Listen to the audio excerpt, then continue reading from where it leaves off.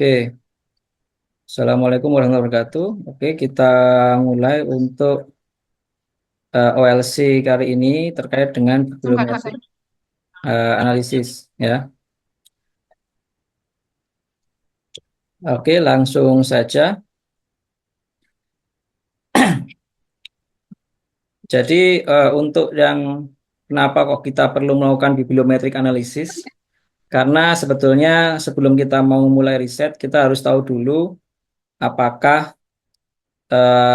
riset yang akan kita lakukan ini sudah banyak yang melakukan atau belum. Dan kalaupun dia sudah ada yang melakukan, mereka melakukan di keyword atau subjek apa saja.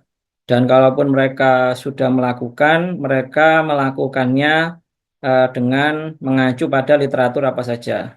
Dan kalaupun mereka papernya banyak atau belum ada yang melakukan, maka kita perlu tahu eh, bagian mana yang sekiranya menarik untuk dilakukan karena tidak semua yang belum pernah dilakukan itu menarik untuk dilakukan ya karena tidak semua penelitian yang dia belum ada yang melakukan itu menarik untuk dilakukan karena bisa saja penelitian itu tidak ada atau membuang-buang waktu kita karena memang tidak begitu banyak manfaatnya maka eh, nggak ada yang melakukan sebelumnya. Nah, untuk mengetahui ini, kita perlu melakukan yang pertama adalah bibliometric analysis ya.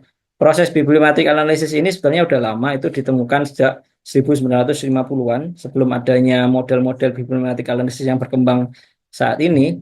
Pada tahun 1950-an itu mereka sudah banyak melakukan bibliometric analysis dengan proses yang manual dengan mengambil checking pada literatur-literatur yang ada di perpustakaan ya. Tapi karena sekarang sudah kita memudahkan ya sehingga dengan banyaknya tools-tools dan apalagi dengan perkembangan artificial intelligence melakukan bibliometric analysis itu menjadi sangat-sangat cepat.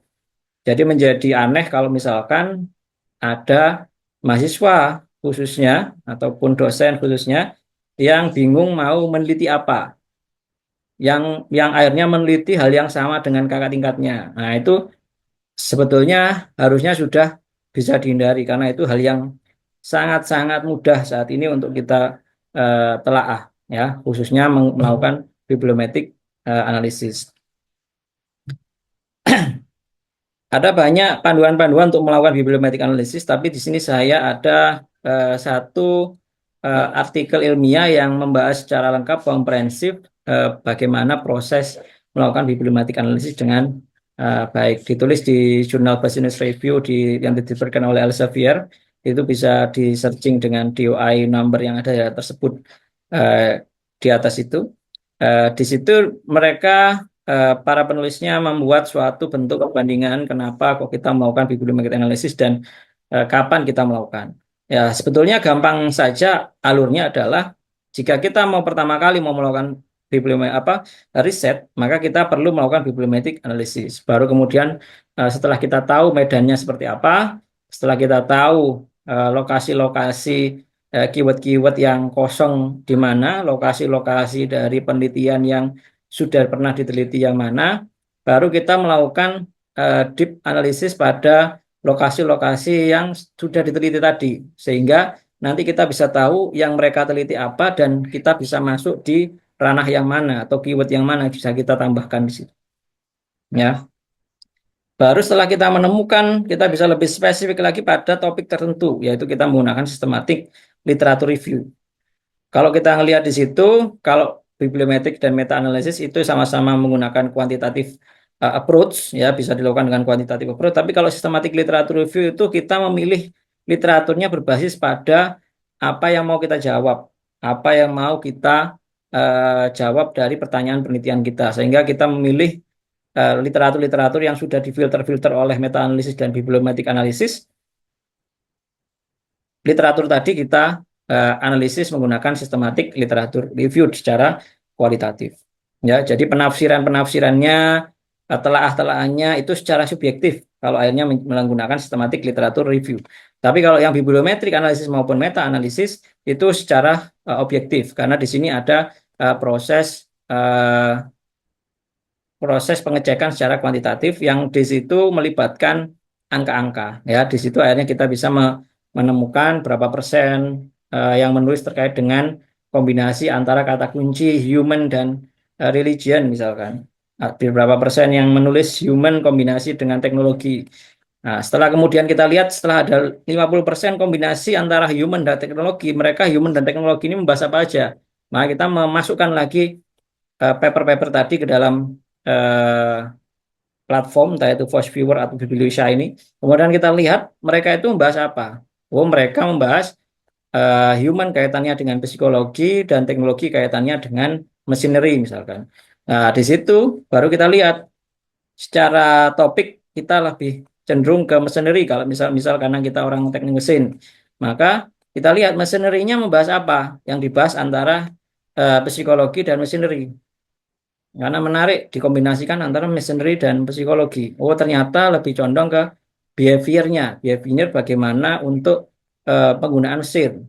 Nah, maka muncul lagi penelitian dispesifikan lagi penggunaan mesin yang bagaimana yang akhirnya bisa dikombinasikan dengan psikologi. Ya, itulah kemudian kita akhirnya menemukan sampai pada satu titik ini kok menarik untuk diteliti. Nah, itu baru kita bisa lihat itulah yang namanya kita mau meneliti hal yang baru. Ya, kita mau mengisi kekurangan penelitian itu. Itu semua berbasis pada kita telah melakukan bibliometric analysis ya. Jadi kalau kita belum melakukan bibliometric analysis, maka kita akan buta dari medan telaah atau medan keilmuan yang akan kita masuki tadi. Maka kita perlu memastikan kita melakukan bibliometric analysis dengan betul ya. Kalau kita melihat di situ goalnya mulai dari broad, broad dan spesifik. Untuk yang systematic literature review dia lebih spesifik lagi, makanya di situ ada summarize and synthesize ya, yang systematic literature review. Oke, kita lanjutkan. Untuk bibliometric analysis sendiri, ini ada beberapa model kita bisa melakukan memilih yang mana untuk kita melakukan bibliometric analysis. Kalau kita menggunakan teknik yang seperti saya sampaikan tadi, di mana kita mau mencari suatu bentuk topik yang menarik atau topik yang lebih spesifik, yang kita kesulitan mau nulis apa begitu, maka kita lebih fokus ke yang namanya keyword analysis, ya, keyword analysis. Kalau keyword analysis itu kita bisa memberikan informasi relationship antar topik, ya, relationship antar written content. Ya, dari kata tadi human dengan teknologi ini mereka terkait bahas apa aja human dan teknologi ini. Kalau mereka digabungkan penulis biasanya bahas apa aja. Keyword analysis ini biasanya disandingkan dengan informasi terkait dengan co-citation analysis. Karena dengan co-citation analysis kita bisa tahu mana paper-paper yang paling berdampak di topik itu. Sehingga kita bisa melihat akar atau asal muasal riset pertama kali yang membahas hal itu. Sehingga kita bisa melihat penelitian mana yang paling mempengaruhi riset terkait dengan hal itu. Sehingga kita bisa melihat peneliti mana atau scholar mana atau ilmuwan mana yang dia saat ini paling berpengaruh di bidang itu. Hal ini penting karena nantinya kita bisa tahu teori asal atau statement asal atau doktrin asal yang bisa kita gunakan untuk mengkaji, menganalisis kondisi saat ini. Nah, apakah itu sesuai dengan standar atau tidak dengan teori yang ada, ataukah itu memunculkan suatu bentuk doktrin baru yang bisa kita pakai sebagai dasar. Ya, itu menarik dengan kita mengetahui mana yang citasinya paling tinggi dari publikasi yang terkait dengan keyword tertentu atau topik tertentu. Ya. Kemudian bagaimana dengan yang lain, misalkan kayak bibliometric coupling, co-authorship analysis. Ini bisa kita pakai kalau kita mau mengetahui mapping dari apakah uh, human and machinery atau human and technology tadi itu mereka melibatkan ilmuwan yang linier. Jangan-jangan itu human dan teknologi itu mereka ditulis oleh para ilmuwan yang dia juga memahami keilmuan yang lain. Yang papernya nggak hanya paper yang human and teknologi, tapi dia papernya terkait dengan human and religion misalkan, atau human and culture. Nah, itu nanti jadi menarik untuk mengaitkan dengan topik lain. Maka co-authorship analysis itu untuk kita melihat hal itu. Kita juga bisa melihat affiliation daripada author itu yang menjadi temuan menarik, akhirnya menjadi kampus mana yang paling sering membahas itu. Dengan ini akhirnya kita bisa tahu kampus mana yang berpengaruh membahas itu. Kalau ini menarik kalau misalkan kita mau sekolah di kampus-kampus yang memang misal kita ingin meneliti di bidang teknologi informasi khususnya smart contract atau blockchain. Maka kita melihat kampus mana yang sekarang paling eh, di Indonesia paling maju membahas teknologi, hukum teknologi. Misalkan Universitas Indonesia, wah, berarti kita kalau S3 ya perlu ke sana. Nah, kalau di Indonesia. Kalau misalkan di sekarang negara mana, kampus negara mana, oh Hong Kong, Tiongkok, oh berarti kiblatnya sekarang bukan lagi di Eropa, kiblatnya sekarang bukan di Amerika Serikat, tapi di Tiongkok untuk masalah smart contract. Dari situ kita bisa memaparkan fakta bahwa mana negara, mana kampus yang sekarang leading di bidang ini berbasis pada bibliometric analysis. Ya, itu juga termasuk riset. Juga termasuk riset yang bisa berupa paper. Kita bisa memberikan judul misalkan leading country of the technology smart contract technology today gitu. Nah, itu bisa membuat paper seperti itu. Ya. Sebenarnya bibliometric analysis ini enggak harus mengarah Anda harus di bidang apa untuk membuat paper bibliometric analysis, enggak. Semua bidang itu bisa membuat bibliometric analysis. Semua bidang keilmuan, mau itu hukum, mau itu engineering, mau itu religion, mau itu information science, mau itu perpustakaan, mau itu apapun itu sebetulnya mereka bisa aja untuk membuat bibliometric analysis berbasis pada bidangnya masing-masing. Ya, karena memang tadi fungsi dari bibliometric analysis ini adalah untuk kita mengetahui medan telaah. Itulah istilahnya proses intelijensi untuk melihat saat ini yang berperang di medan keilmuan itu siapa saja.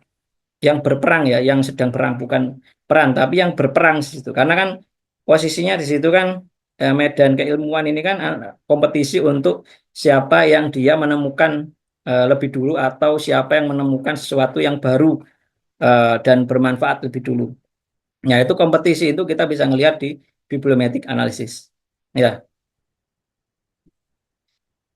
maka alurnya itu menjadi seperti ini.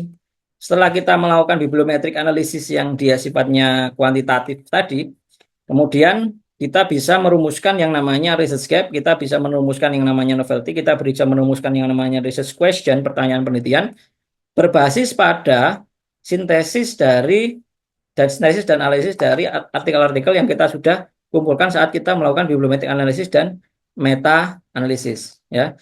Baru kemudian kita melakukan risetnya. Nah, risetnya ini kita dapatkan dari research question kita dapatkan saat melakukan systematic literature review. Ya. Jadi proses ini proses yang ideal kalau kita mau melakukan riset yang benar-benar novel ya, benar-benar baru, benar-benar yang belum ada yang pernah meneliti sebelumnya. Ini proses yang ideal untuk melakukan riset. Ya, jadi riset itu untuk menjawab pertanyaan penelitian yang kita temukan saat kita melakukan systematic literature review dan referensinya kita dapatkan setelah kita melakukan bibliometric analysis. Ya, jadi proses ini akhirnya menjadi beberapa paper. Bibliometric analysis itu paper sendiri, systematic literature review paper sendiri, risetnya paper sendiri.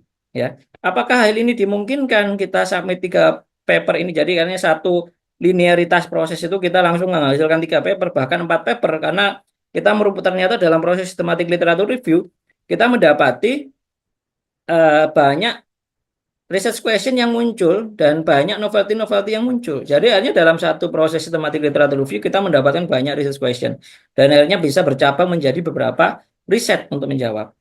Ya, jadi di sini maka kita bisa melihat bahwa membuat paper itu dia sumbernya banyak, ya nggak hanya berbasis riset yang kita menjawab suatu bentuk research question yang kompleks, tapi kita hanya cukup menjawab research question yang apa yang mudah seperti kayak yang dilakukan bibliometric analysis ya, seperti peneliti berpengaruhnya siapa, institusi berpengaruhnya siapa, negara berpengaruhnya siapa, bidang paling banyak dikajinya siapa.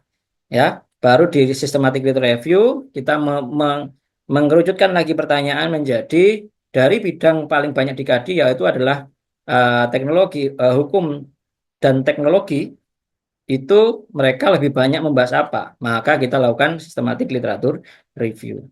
Ya, untuk di metode, maka kita perlu memasukkan proses metode yang secara gamblang kita tulis apa adanya. Ya, misal kita harus punya pertama database apa yang kita mau pakai. Biasanya yang paling sering dipakai itu Google Scholar. Tapi kalau Google Scholar itu kalau mau pengambilan data itu banyak data-data yang kotor karena artikelnya itu mixing dengan non paper atau mixing dengan eh, non akademik konten, ya. Jadi kayak PPT, kayak hasil review yang diupload, eh, bukan hasil riset, itu biasanya mixing di Google Scholar. Buku-buku yang buku-buku tanpa review itu juga ada di Google Scholar. Jadi artinya barang-barang yang ada di Google Scholar itu dia sifatnya datanya masih kotor atau raw material, kita masih perlu memfilter lagi mana yang sekiranya itu menjadi sumber-sumber yang otoritatif atau bersumber dari eh, peneliti-peneliti yang bisa dipertanggungjawabkan. Maka di sini setelah dari Google Scholar nggak bisa, eh, kita biasanya bisa menggunakan lens.org atau bisa menggunakan Scopus. Nah, karena Scopus ini berbayar untuk database-nya, maka ya kita menggunakan yang gratis yaitu lens.org. Yang dimana di lens.org itu kita bisa mendapatkan informasi-informasi yang saya sebutkan tadi itu dengan secara kredibel. Karena apa yang ada di lens.org itu hanya referensi-referensi yang memiliki DOI dan kita filter itu buku, itu proceeding, itu jurnal, itu bisa kita filter. Jadi lebih mudah untuk kita melakukan filterisasi referensi saat kita menggunakan lens.org. Dari situ kemudian kita milih keywordnya. Saat Anda melakukan pencarian, pastikan keyword itu Anda catat. Misalkan tanda petik keyword smart contract, tanda petik keyword blockchain, atau Anda mengkombinasikan beberapa kata, karena ternyata smart contract itu dia kadang juga disebut kontrak pintar dalam bahasa Indonesia, kadang juga disebut sebagai smart strip kontrak atau disebut juga smart spasi kontrak. Nah, itu macam-macam cara penulisannya. Maka Anda perlu menambahkan pakai namanya operator, ya, boolean operatornya smart kontrak titik tanda petik n tanda petik smart spasi kontrak tanda petik n kontrak pintar, ya. Kalau itu dalam satu artikel Anda mau menemukan tiga kata itu dalam satu artikel, maka Anda tulis N. Tapi kalau Anda ingin membuat suatu alternatif, kalau nggak nemu kata kunci smart kontrak, cari juga kata kunci kontrak pintar, itu Anda pakai OR. Nah, itu di sini itu harus kita tulis secara lengkap di metode. Anda pakai OR, pakai N, dan berapa kata kunci yang Anda pakai, itu Anda semua tulis di metode. Dan kenapa kok memilih kata kunci itu, jelaskan juga di metode. Secara apa adanya, misalkan kami memilih kata kunci smart contract, karena term smart contract itu dia merupakan yang dipakai secara teknologi, ya, di kamus teknologi yang dipakai untuk saat ini adalah smart contract tanpa spasi. Nah, kasih citasi kamus teknologinya ngambil dari mana. Kemudian, namun ada juga kami mau mengambil dari bahasa lain yaitu bahasa Indonesia, karena di sini penulis adalah dari afiliasi kami dari Indonesia dan lembaga funding kami dari Indonesia, maka kami memasukkan kata-kata kontrak pintar dalam kata kunci itu. Kemudian kami juga memasukkan kata-kata smart minus kontrak tanda petik juga, karena dimungkinkan ada yang menuliskan seperti itu, ada juga di dalam keyword kamus teknologi tadi itu menuliskan seperti tadi. Nah, itu dijelaskan pemilihannya keywordnya kenapa kok dituliskan seperti itu. Baru kemudian muncul setelah kita enter keywordnya muncul 10.000 paper. Nah, di sini baru kita filter. Filter dokumennya. Oh, kita filter, kita exclude proceeding, kita exclude buku, kita exclude non artikel ilmiah. Keluar cuma 250. Keluar cuma 500, keluar cuma 300. Kita merasa ini ada yang kurang, belum difilter, maka kita masukkan filter bahasa. Hanya yang bahasa Indonesia dan bahasa Inggris difilter lagi. Kemudian kita masukkan subjeknya, hanya yang subjeknya teknologi, karena kita nanti mau mengarah ke riset yang fokus pada teknologi, maka filternya hanya subjek teknologi. Nah, kita kasih subjek, filter subjek teknologi. Baru kemudian kita filter lagi tahunnya. Nah, ketika kita melakukan filter-filter ini, masukkan juga di metode dan masukkan juga alasan kenapa Anda memasukkan filter itu. Ya, alasan ini harus juga ada argumentasi yang cocok, argumentasi yang bisa dipertanggungjawabkan. Misalkan tahun, kami menggunakan tahun 5 tahun terakhir, kami menggunakan 10 tahun terakhir. Kenapa? Karena dilihat dari rentang waktunya, yang paling paling banyak dilakukan paper-paper ini paling aktif adalah antara tahun ini atau 10 tahun terakhir. Kenapa subjeknya teknologi? Karena fokus kami adalah di keilmuan teknologi. Nah, jadi itu harus dijelaskan secara valid di metodenya khususnya untuk data collection. Ya. Baru kemudian ada data refining. Anda kemudian menemukan ada 204 paper. Ya, ketika 204 paper keluar, Anda perlu ngecek lagi. Ini kan kita ekspor nanti hasilnya ini. Hasilnya muncul itu keyword-keywordnya. Keyword-keywordnya secara ternyata banyak keyword-keyword dia yang sama, tapi dia berbeda kata-katanya. Ya tadi ada smart minus kontra, ada smart kontra. Keyword-keyword tadi itu yang berupa Excel, itu kalau di lens.org kita bisa download keywordnya dalam bentuk Excel, itu kita langsung bersihkan. Ya, ketika itu smart minus kontrak, itu sama dengan smart kontrak. Ya, jadi semuanya disamakan term-termnya dari 204 artikel ini. Ketika Anda menemukan ada term yang sekiranya itu smart kontrak, tapi ternyata kontrak pintarnya itu kontrak pintar yang membahas bukan yang Anda inginkan, maka Anda hapus itu term-termnya itu dan Anda hapus artikelnya dari situ. Ya. Nah, kemudian Anda cek juga negara, sumber, dan autornya. Apakah di sini ada autor yang sekiranya itu ternyata itu proceeding yang sifatnya book chapter. Ini masuk ke jajaran jurnal di filter. Ini book chapter ini nggak bisa masuk sini. Kita delete. Ya, jadi data refining ini bisa dilakukan manual, bisa dilakukan otomatis kalau Anda menggunakan uh, suatu tools untuk membersihkan cleaning keywordnya dan cleaning non-related tab ya. Tapi kalau mau cepat biasanya dilakukan manual aja cepat. Kalau cuma sekitar 100 atau 80 atau sekian itu dilakukan manual. Ya, data refining. Baru kemudian melakukan data analisis. Nah, data analisis ini mengarahnya pada bagaimana memvisualisasikan tadi. Baik keywordnya dengan co-occurrence keyword analisis, klaster analisisnya itu mau dibuat bagaimana, dan tahunnya itu mau diambil yang mana, itu Anda tulis di sini.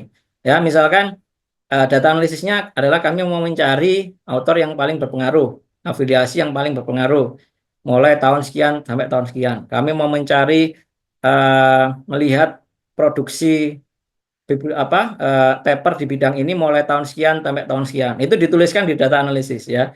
Jadi akhirnya uh, intinya apa yang Anda lakukan dengan hasil 204 paper dan kemudian sudah ada filter tadi itu menjadi sekitar 150 paper itu jadinya apa? Mau Anda ngapain? Anda harus tulis di data analisisnya. Ya, visualisasinya mau divisualkan apanya? Co-authorship analisis kah? Co-occurrence of keyword analysis kah? Atau dia pakai cluster analysis kah? Ya. Prosesnya, Anda misal sekarang tinggal buka aja lens.org ya. Itu kalau misalkan sekarang pakai launch.org itu dia sekarang yang paling besar database-nya. Besar database-nya karena dia adalah gabungan dari DOI dan yang sekarang ada 200 sekian juta ya konten, termasuk diantaranya buku juga bisa diakses di situ, dan juga paten database itu juga bisa diakses di situ. Nah, kita memasukkan proses keyword-keyword tadi itu untuk ke lens.org dan kita akan mendapatkan visualisasi-visualisasi seperti ini yang bisa menjadi landasan awal untuk kita bisa memahami medan telaah. Ya. Tapi kita juga bisa memvisualisasikan ke tempat lain dengan menggunakan voice viewer untuk memahami cluster, untuk memahami co-occurrence keywordnya tadi itu. Kalau kita mengekspornya dalam bentuk CSV atau BibTeX yang nanti kita gunakan analytical tool seperti voice viewer atau BiblioShiny. Ya. Anda juga bisa menggunakan ini sebagai bagian di paper Anda, tinggal Anda download aja gambar-gambarnya untuk bisa memberikan insight di dalam paper, khususnya untuk melihat misalkan Topik yang paling banyak adalah cryptocurrency. Topik yang paling sedikit adalah finance. Nah, misalkan seperti itu ya. Berbasis pada apa? Anda bisa downloadkan gambar ini untuk menjadi landasan argumentasinya tadi. Ya. Saat melakukan searching pada lens.org, ini yang seperti saya sampaikan tadi, itu booleannya itu pastikan ya tadi yang akurat. Kalau smart kontraknya nggak pakai spasi, ya tulis nggak pakai spasi. Kalau ternyata term yang sering dipakai itu pakai spasi, ya pakai spasi. Atau kalau Anda mau mencantumkan keduanya, silakan dicantumkan keduanya dengan operator OR. Ya, akhirnya di situ nanti dia akan memberikan searching alternatif. Ya, tapi ya kembali ini tergantung kreativitas Anda bagaimana mengkombinasikan keyword sehingga nanti muncul artikel ilmiah yang Anda kehendaki. Artikel ilmiah yang sesuai dengan medan apa yang mau Anda dapatkan dari medan telah itu. Misalkan dari awalnya saya ingin meneliti hubungan antara proses penyimpanan eh, proses penyimpanan dari suatu perjanjian dengan teknologi terbarukan seperti blockchain atau artificial intelligence. Itu saat ini adakah yang mengkombinasikan keduanya dalam suatu bentuk riset? Adakah yang sudah menelitinya? Nah, maka Anda bisa memasukkan kata kunci eh, preserving artikel atau preserving date and blockchain and decentralized storage ya seperti itu. Ya agar Anda bisa tahu dulu. Oh ternyata ada, oh ternyata nggak ada. Kalaupun ada, mereka bahas apa? Kalaupun nggak ada, kita perlu memberikan kata kunci apa lagi? Apakah berarti itu menjadi riset yang tidak menarik? Kok nggak ada yang meneliti? Ya, karena bisa aja ternyata bukan karena nggak ada, tapi term kita keliru. Ya, dan tadi bisa aja mereka menelitinya itu dengan bukan dengan kata preservation artikel atau preservation date, tapi mereka menggunakan date saja atau dia menggunakan legal artikel atau mereka menggunakan legal date atau mereka menggunakan storage bukan decentralized storage ya. Jadi itu hal-hal itu kayak harus kita pahami dulu, harus kita cek-cek dulu keyword mana yang sekiranya itu ternyata menghasilkan suatu bentuk gambaran medan telaah apa yang mau kita tulis. Ya, itulah kenapa bermain-main di keyword di sini ini pasti akan lama. Yang paling lama pasti bermain-main di keyword ini karena nantinya kita perlu melihat-lihat dulu mana sekiranya yang cocok, keyword yang cocok untuk apa yang mau saya inginkan untuk teliti. Ya, jadi Anda harus punya niat dulu. Niat dulu itu Anda mau meneliti apa? Karena kalau masih Anda belum ada niatan mau meneliti apa, topik yang Anda sukai apa, itu akan Anda bingung untuk menuliskan keyword di sini. Ya. Maka itu yang sering saya sampaikan adalah kalau mau meneliti itu pastikan Anda meneliti apa yang Anda sukai, bukan yang Anda dipaksa untuk meneliti itu, tapi apa yang Anda sukai untuk meneliti. Karena kalau Anda suka untuk meneliti, Anda pasti akan paham term-termnya, Anda akan pasti paham arahnya kemana, bagaimana itu bekerja, ya. Itu Anda harus meneliti berbasis apa yang Anda senangi untuk diteliti. Ya,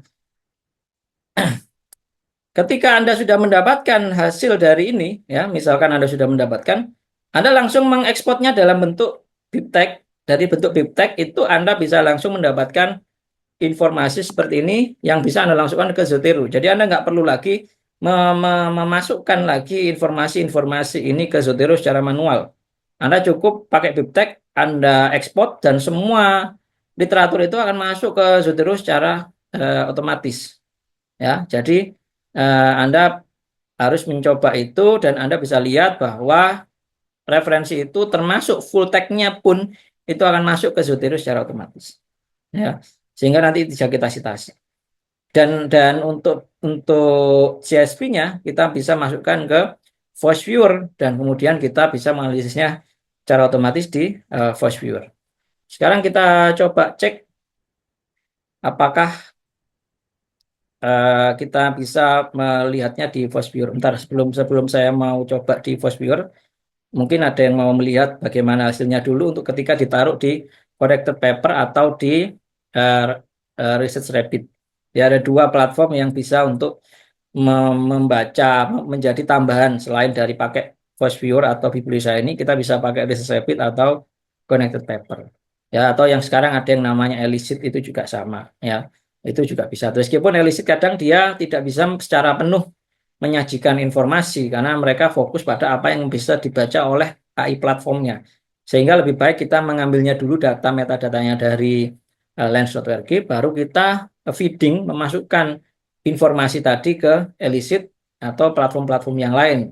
Nah, karena itu nanti akan lebih strike, lebih direct, lebih clear informasinya ya daripada kita langsung menuju ke riset Rapid, menuju ke Connected Paper, menuju ke Skype AI, menuju ke apa Elicit, langsung kita pasrah bongkoan ke platform AI-nya untuk mengeluarkan apa metadatanya atau informasinya itu akan menjadi tidak akurat datanya karena kadangkala ketika si AI itu nggak bisa mengakses data itu ya mereka akan mengambil data yang termudah untuk mereka akses sehingga kadangkala data itu nggak akurat, informasi itu menjadi akurat. Sama seperti kalau kita pakai DeepSeek, kita pakai GPT, kalau kita pakai apapun AI agent saat ini, itu kalau kita terlalu rely pada AI agentnya, maka kita kadang-kala tidak mendapatkan informasi yang to the point atau akurat, karena mereka nggak pastinya nggak akan mendapatkan informasi semua yang ada di internet itu secara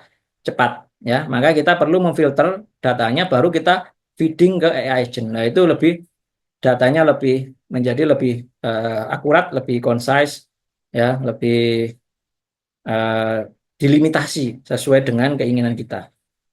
Ya, oke. Sekarang kita coba demokan untuk kalau kita menggunakan Lens.org. Ya, Lens.org itu kan yang ini, ya platformnya. Nah, kalau di kenapa kok Lens.org tadi ya karena di sini gratis dan dia datanya lebih banyak juga dari datanya di Scopus.com ya. Dan Scopusnya juga berbayar, maka kita pakai ini. Ya, misalkan kita ada di sini ada coba ada ini ada beberapa kali saya memberikan pakai ini ya notaris, tapi ini penulisan seperti ini menjadi tidak tepat ya. Tapi di sini bisa juga penulisannya seperti ini. Ini kalau kita bahasa Indonesia. Nah,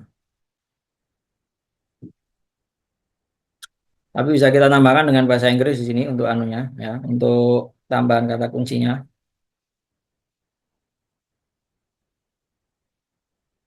Baru kemudian nanti kita bisa download untuk filenya. Di sini ada 325 artikel. Nah, di sini baru baru kemudian kita catat ini.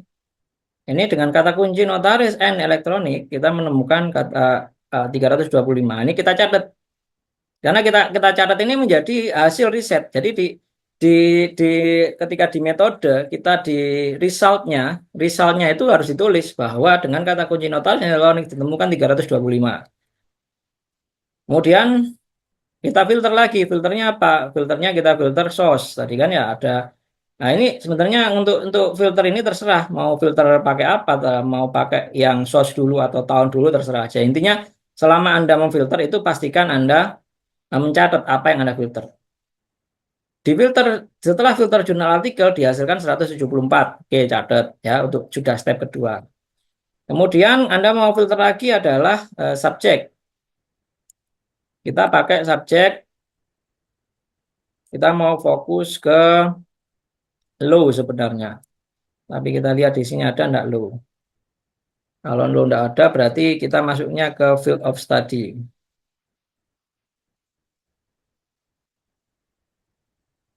Nah, di sini ada low. Oke, low. Kemudian kita refine. Keluar 41, tulis. Dengan filter field of study low kita mendapatkan 41 paper. Setelah itu kita filter apa lagi? Kita filter tahun. Nah, tahunnya kita mulai tahun berapa? Mulai tahun 10 tahun terakhir berarti 2015. Oke, 2015. Kita refine.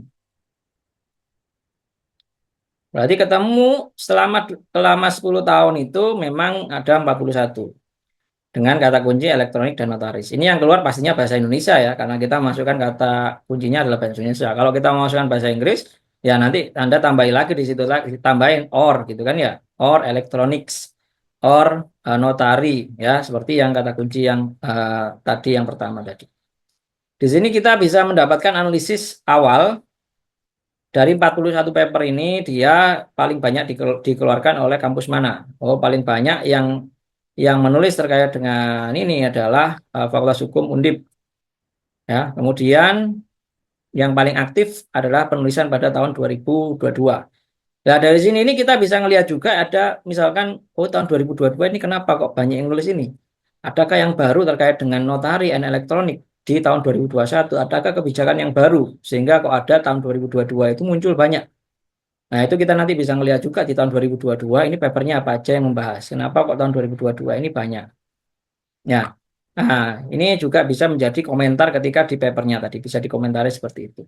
Nah, di sini juga ada mereka yang produktif, ada beberapa orang yang produktif, yang paling banyak itu fokusnya ke law pastinya dengan 41 dan open access ada berapa ini?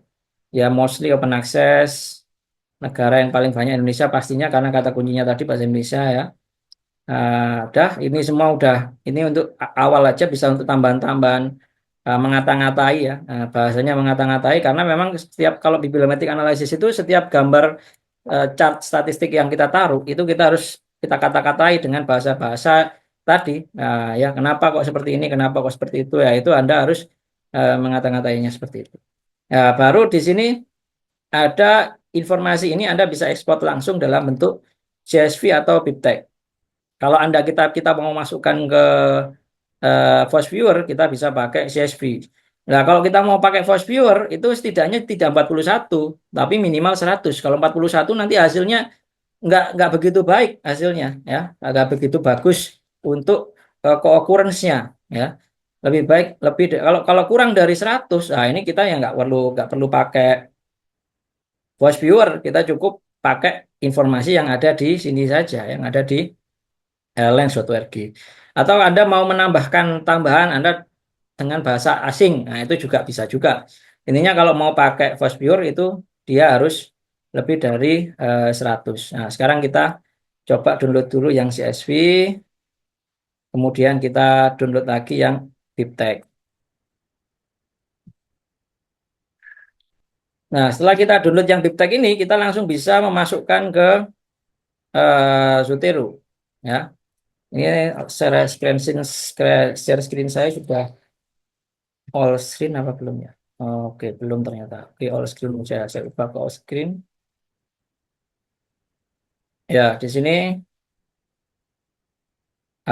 ada tampilan Zotero ya. Ini kan sudah all screen ya. Harusnya bisa sudah kelihatan. Maka kita langsung bisa import si BibTeX tadi ke sini. Nah, ini misalkan saya membuat di sini saya mau buat yang baru, folder baru, tes. Kemudian di sini kita import,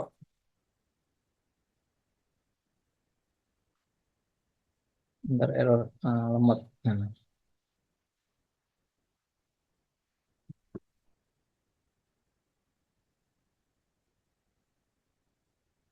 import, next. Ya, loadingnya cukup lama ya sepertinya.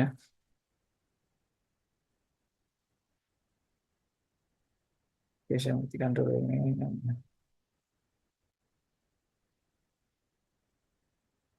Ya, loadnya lama. Nah, ini udah.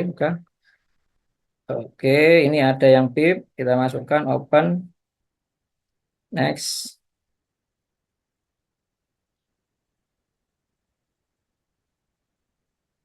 Ya, ini proses import ya. Nah, sembari menunggu proses import, oke, udah jalan cepat karena cuma 41 jumlahnya.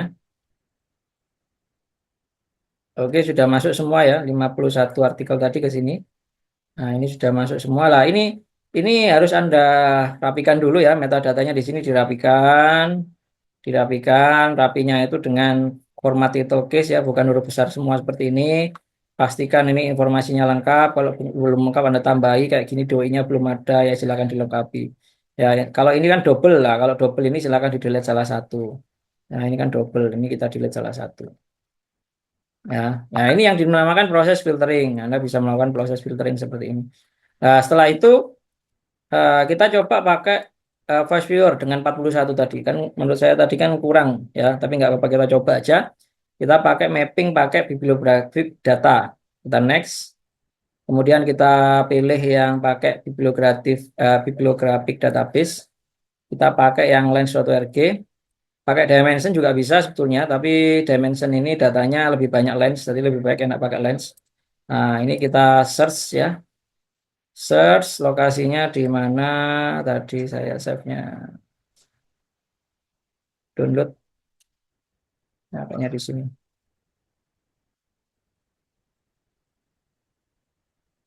Lens. Nah, ini yang nomor namanya. Oke, next. Oke, next. Kalau Anda mau meliti yang keterkaitan antar relation paper, kita pakai yang co-occurrent, pakai all keyword, ya langsung next. Nah, kan ya, numbernya kurang ya. Jadi keywordnya kurang karena dia cuma 41 tadi kalau mau pakai yang co-occurrence. Kalau co-authorship mungkin dia masih bisa ya. Karena dia kan papernya kan cuman eh, di papernya kan ada banyak author. Nah, itu mungkin masih bisa untuk kita ngecek co-authorshipnya. Tapi kalau keywordnya itu setidaknya Anda ada 100 paper ya. Nah, makanya Anda perlu memasukkan banyak keyword di situ sehingga nanti memunculkan banyak hasil dan akhirnya bisa memunculkan informasi. Nah, kalau yang ini kita cuma bisa ngelihat informasi secara apa kan kayak gini ya, jadinya nggak menarik untuk dianalisis ya, karena kan ya nggak terlalu banyak keterkaitannya ya antar banyak paper tadi itu. Nah, coba ini ada beberapa data yang sudah saya dapatkan beberapa penelitian sebelumnya itu yang dia hasilnya cukup banyak. Nah, misal kayaknya ini yang lens export 3 ini kemudian kita next, kita pakai co-occurrence, keyword.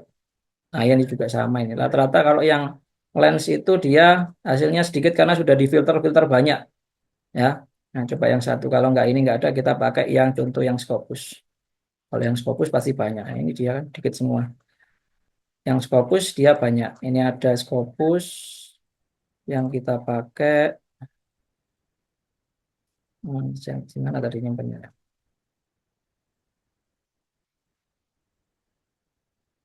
Sini juga kayaknya.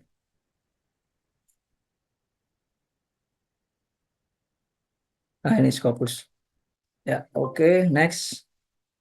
Bukan di sini tempatnya keliru. Sini. Nah, di sini pakai yang Scopus.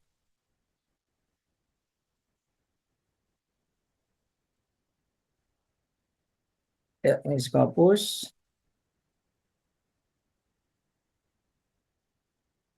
Ini malah kosong ini. Ini bukan yang ini kemarin. Ini coba kita cek.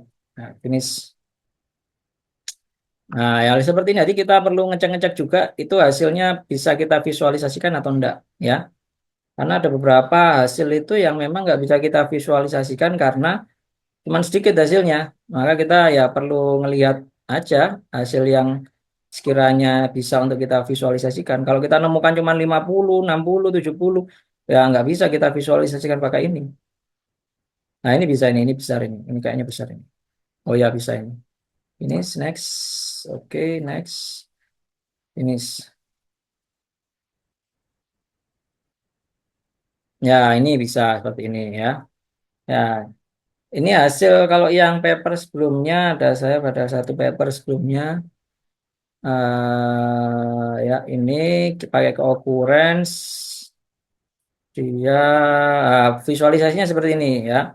Jadi kalau kita ngelihat visualisasinya di sini kan ada 4 gambar visualisasi ya, ada merah, ada hijau, ada biru, ada kuning. Nah, ini kata yang untuk klaster merah misalkan. Kalau klaster merah ini dia terkait dengan apa aja? Ada kalau kita zoom ya.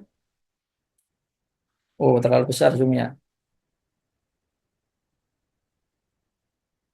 Ya, kalau lihat-lihat di sini ada blockchain, kemudian di situ ada decentralized teknologi, kemudian ada yang lain. Ini kita komentari ya, kita komentari di bawahnya bahwa dalam klaster merah bisa dilihat bahwa ketika paper yang terkait dengan blockchain itu mereka membahas juga kaitannya dengan decentralized teknologi.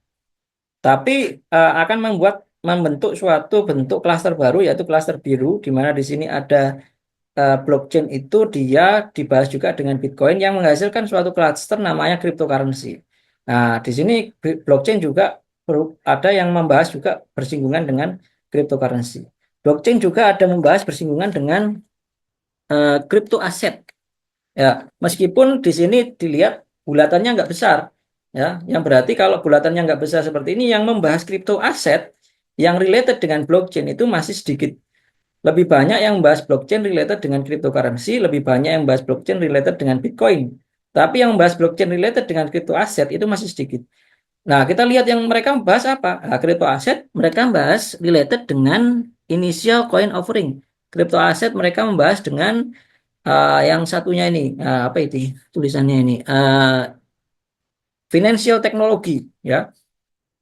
Jadi ya ini akhirnya bisa bisa yang bisa menjadi modal untuk kita kata-katai di bawahnya, ya. Di bawahnya ini belum belum saya kata-katai ini.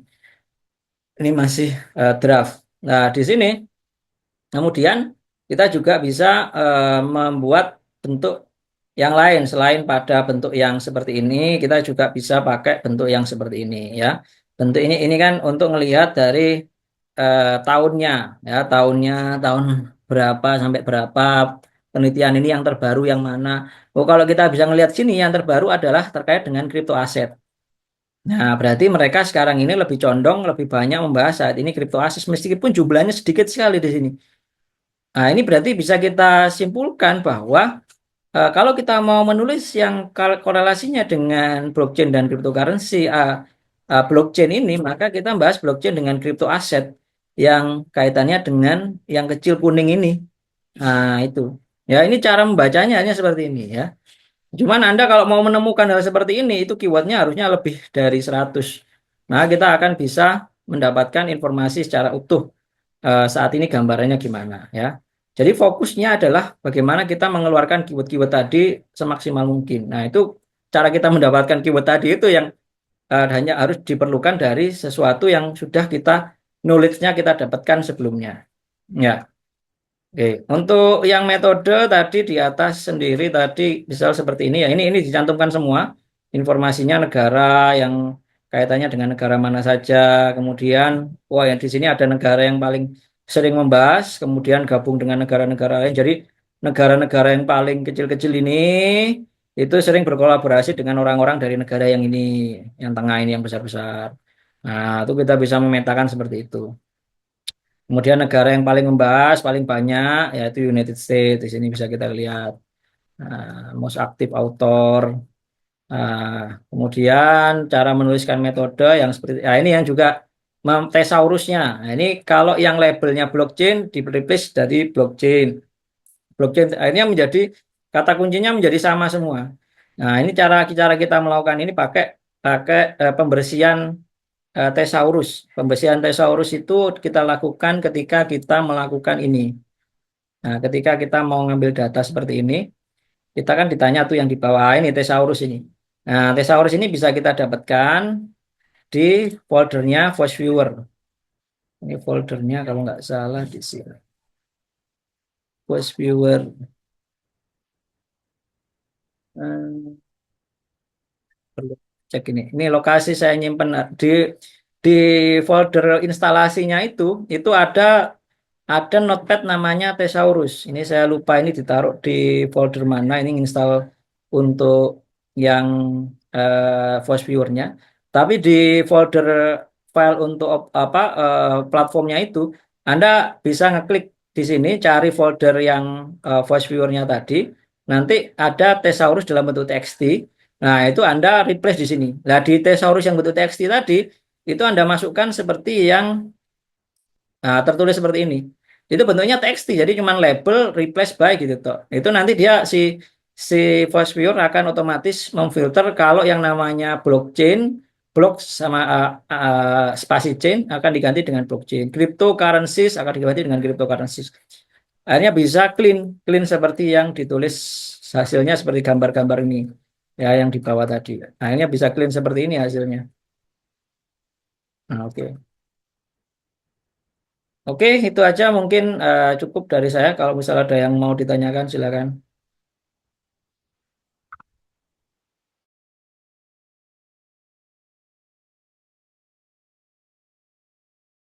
Sudah saya taruh di chat untuk paper yang dijadikan referensi. Ya, silakan di-download dan bisa dipelajari dari paper tersebut.